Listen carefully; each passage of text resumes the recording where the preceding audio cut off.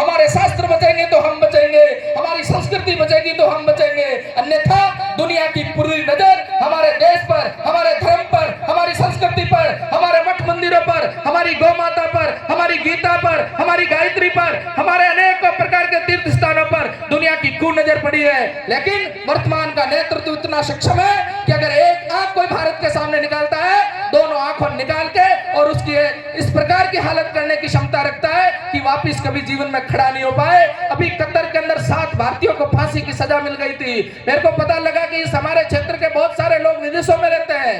भाई बंधुओं, कतर के अंदर 7 लोगों को फांसी की सजा मिल गई, लेकिन उन 7 लोगों को फांसी की सजा तो छोड़िए, सच समान माला पहनाकर भारत के एयरपोर्ट पर लाने का काम जिन लोगों ने किया है, उन लोगों के साथ खड़े रहने की आवश्यकता है। इस प्रकार के लोगों को मजबूत करिए जो लोग भारत माता की जय जयकार करते हैं। आने वाले 2047 तक भारत को दुनिया का विश्व गुरु बनाने की बात करते हैं, और एक तरफ जो राम मंदिर को काल्पनिक बताकर भगवान श्री राम के लिए वकील कोर्ट में खड़े करते हैं, रात को 12 बजे भारत का सुप्रीम कोर्ट उस कसाब नाम के आतंकवादी के लिए खुल जाता है। इस प्रकार के लोगों को घर बिठाने की आवश्यकता है। इसलिए आज यहाँ से जाएंगे, हमारा सृष्टि का पहला दिन है। हनुमान जी के सामने बैठकर हमने यहाँ पर हनुमान चालीसा पढ़े हैं। मन में संकल्प लेकर उठिएगा, यदि राष्ट्रभक्ति ले हृदय में, यदि खड़ा हो देश सारा, संकटों को मात कर राष्ट्र विजय हो हमारा।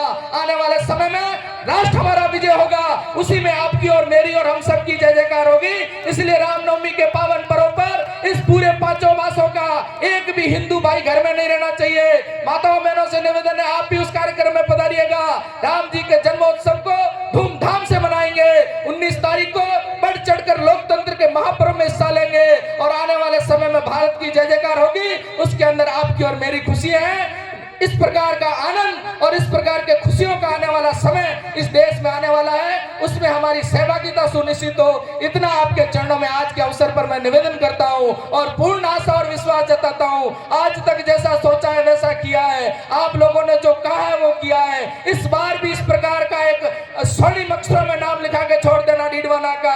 दोनों कार्यक्रमों के अंदर रामनवमी की भव्यता इतनी होनी चाहिए, आसपास का यह शेखावटी क्षेत्र एक भी रामनवमी हमारे मुकाबले नहीं होनी चाहिए। इतना भव्य रूप डीडवाना का होना चाहिए। जैसी उपकाशी की संज्ञा दी गई है, धार्मिक नगरी की संज्ञा दी गई है, अनेकों प्रकार के अखिल भारतीय स्तर के मठ, अनेकों प्रकार के संतों का सानिध्य यहाँ सुबह से शाम तक यहाँ के हिंदू समाज को मिलता है। इसलिए वो जो मन में राम के भक्ति चेतना, राम के प्रति ऊर्जा, राम के प्रति जो आपके हृदय के अंदर जो रोम रोम में व्याप्त जो जागृत शक्ति है, उस शक्ति को आगामी 7 दिनों तक लगाकर इस नवरात्रों के पर्व में ऐसा इतिहास रच दीजिए कि डीडवाना वर्षों वर्षों तक इस पीढ़ी को याद रखे कि एक समय आया था, राम जी का मंदिर बना था, मंदिर के बाद की पहली रामनवमी आज स्वर्णिम अक्षरों में ताम्र पत्र पर लिख दी गई है। इतना विश्वास जताते अपनी बात समाप्त करता हूं।